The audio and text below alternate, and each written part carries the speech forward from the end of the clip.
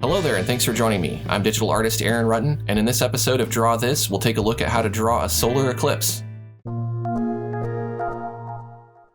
The 2017 solar eclipse is happening on Monday, August 21st, and depending on where you live in the world, you might be able to see the moon eclipse the sun. And so that's what we're going to paint today. I'm going to create a square canvas that is 14 by 14 at 300 pixels per inch, and we'll focus on painting just the eclipse, and if you want, you can add yours into any sort of background you like. So first of all, we need a really dark canvas, but we don't want to select exactly black. We want to select almost black. We want it to be a blue hue so that we have a nice midnight blue color. Let's go to Edit Fill, or we can use the shortcut here or Control F on our keyboard, and we'll fill with that current color. Next, we want to decide where the eclipse is going to be placed on the canvas. So let's go ahead and decide where that will be. We can do that by going to the elliptical shape tool, which is found under the rectangular shape tool if you tap and hold.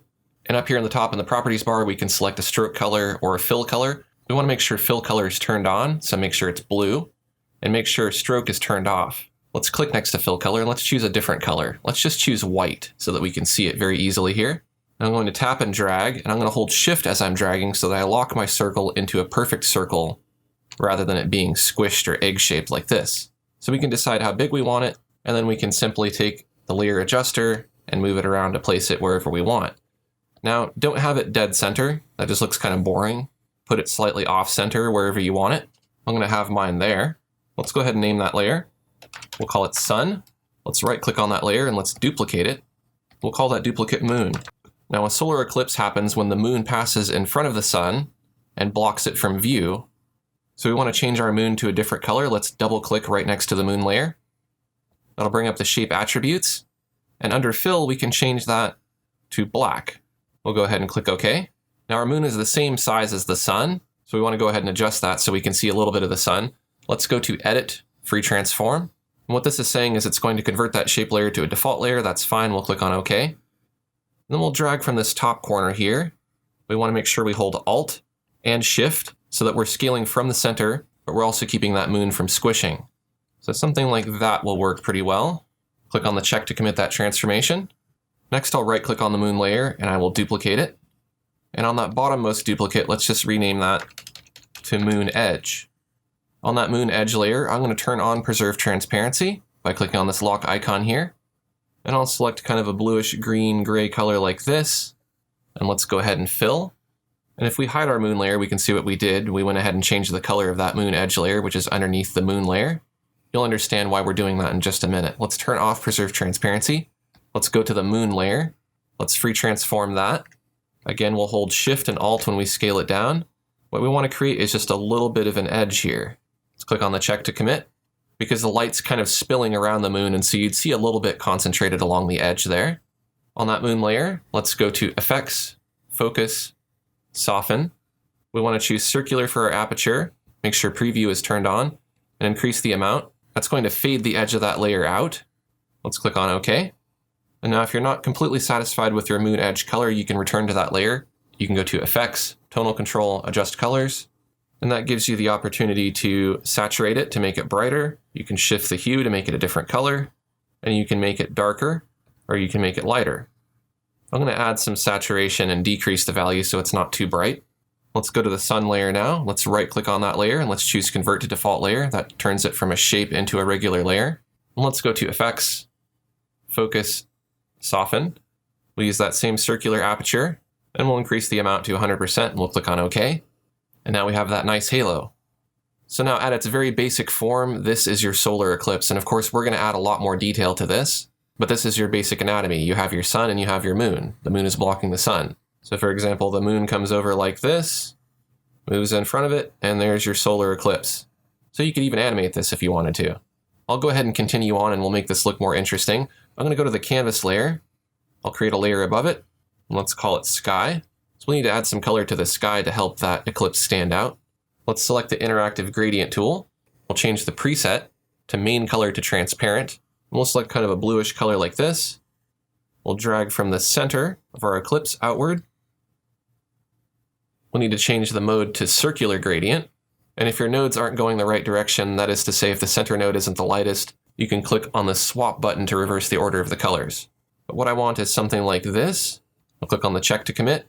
I'm going to make my color brighter, more saturated, and shift it more towards green. And I'll draw another gradient that isn't quite as wide. You can also click here to edit your nodes, and you can click on the individual nodes, and you can change the opacity. I want this one on the end to be 100% transparent or have 0 opacity. And the one in the center we can move around just to make sure it's centered. We want the opacity to be 100%, and we can shift the hue if we want to play with that here and make it a little more green like that. Click on OK. I'm going to go to the sun layer. I'm going to right click on it and I'm going to duplicate it. I'm going to hide that topmost duplicate. Let's go to the bottom duplicate. Let's call this glow. I'm going to change the composite method to screen, and let's reduce the opacity of that layer. Let's right click on that glow layer and duplicate it. Let's free transform it with Control T. Scale it down a bit while holding Shift and Alt. Click on the check to commit. Increase the opacity a bit. And you can see we're making the very edge really bright. And with that other glow layer, we're having it start to get a little more green as it fades out. Let's go ahead and turn that sun layer back on. Let's select a diffuse blur. Let's use a medium-sized brush just to pull out from the center here. So you want all of these rays to be emanating from the center, moving outward. Now we don't want the edges of the moon to be too sharp, so what we need to do is select the moon and the moon edge and merge those two layers together with Control E. We can keep calling that layer moon, but now they're fused together. On that moon layer, let's go to Effects, Focus, Soften. We want to soften it just a bit. I'm using that circular aperture again. Let's click back on the sun layer. Let's create a new layer. I'm going to call this layer Rays. I'm going to set the composite method to Screen. Screen is a good composite method to use when you want your layers to blend with each other and look like light or glowing. I'm going to look in my Image Hose and Particles palette drawer, and under Particles Glow Effects, the brush that I want is Flow Flare AR. Now I'm going to make this brush as big as I possibly can. I'm going to select kind of a light blue-green color like this, and over here in the corner I'm just going to tap and hold in one place and let this build up. Now this brush doesn't get very big, so what I'm going to do is build up my rays like this. And I'll use the layer adjuster to simply move it over. We might even move the rays on top of the moon temporarily here. Get it nice and centered, and then free transform it. Hold down Alt and Shift. Might help to zoom out too if you want to be able to stretch this out. And we'll click on the check to commit. We can take those rays, move them beneath the moon. Now we have those nice glowing rays coming from behind our eclipse. I want to smooth those out a little bit by going to Effects, Focus, Soften. We'll use the circular aperture, and then you can decide how much you want to blur them. I'm going to go with something like 24. If they're not centered, you can feel free to move them around until they look centered to you. Now you could also manually paint in all these rays and glows. You could create a new layer. We'll just call this Glow 3, and just for organizational sake, I'm going to call this other glow layer Glow 2. That way we have Glow, Glow 2, and Glow 3.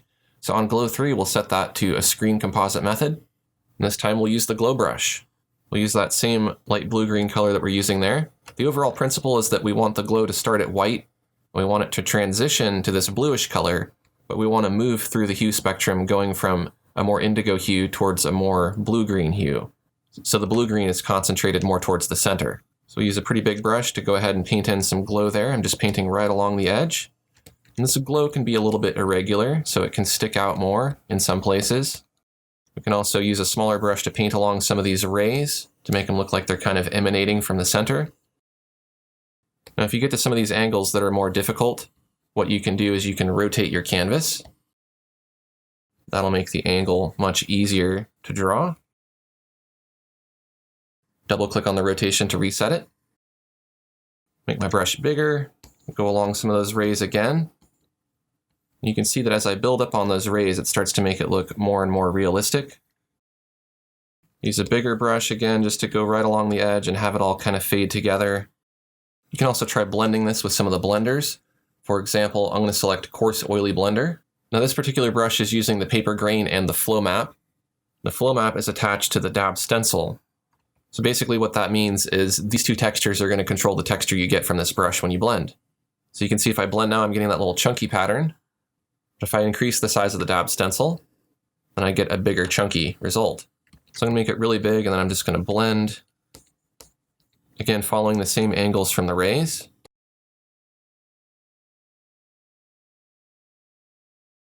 Then I'll select the Diffuse Blur Blender. I want to blend with that using lighter pressure, following those same angles again.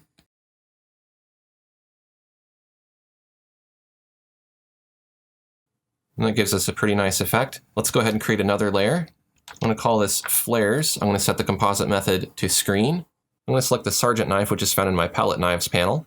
I'll use kind of a seafoam green like this. And I'll paint right along the edge here to create some little solar flares that kind of pop up along the edge.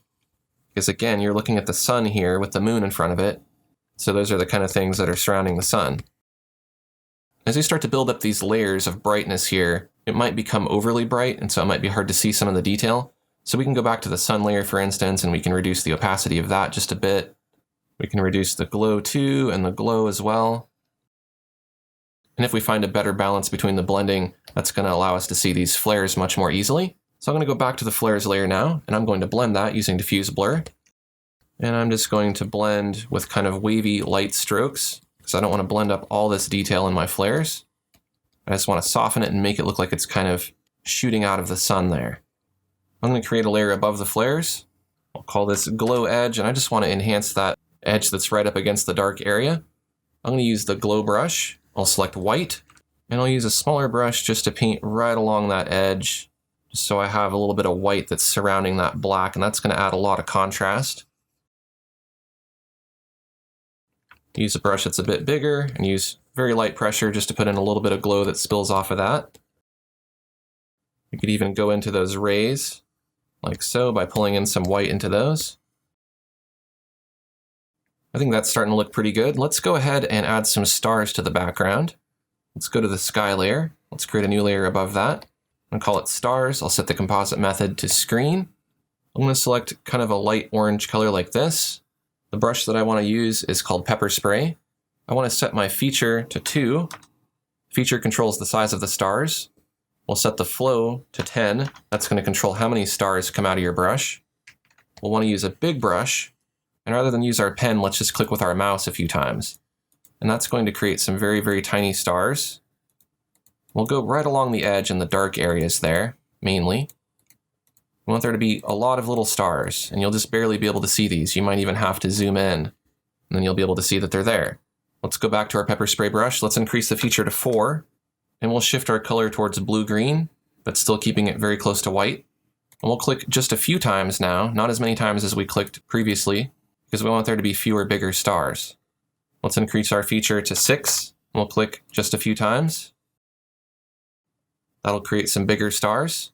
Now let's make a few of those stars glow so they look even closer to us. We'll create a new layer, call it Star Glow. We'll set the composite method to screen, and let's zoom in and let's pick out a few of these stars. I'm going to select the glow brush, and I'm going to select a more saturated blue, and with a smaller brush we'll just paint right in the center of that star just to make it glow. If we use a bigger brush, we'll get a bigger halo. Smaller brush, we'll get a smaller halo. The important thing is to keep the halo centered, and you want it to slowly fade out as it moves away from the star. You don't want a big circle like that. That's just not going to look right. You want a nice slow fade. So don't be afraid to use light pressure if you need to. Let's do this star up here. I'm just painting over it a few times using different brush sizes. Let's make this one glow here as well. Now you don't want to do too many of these because they're going to be a little distracting. The main focus is supposed to be on the eclipse here.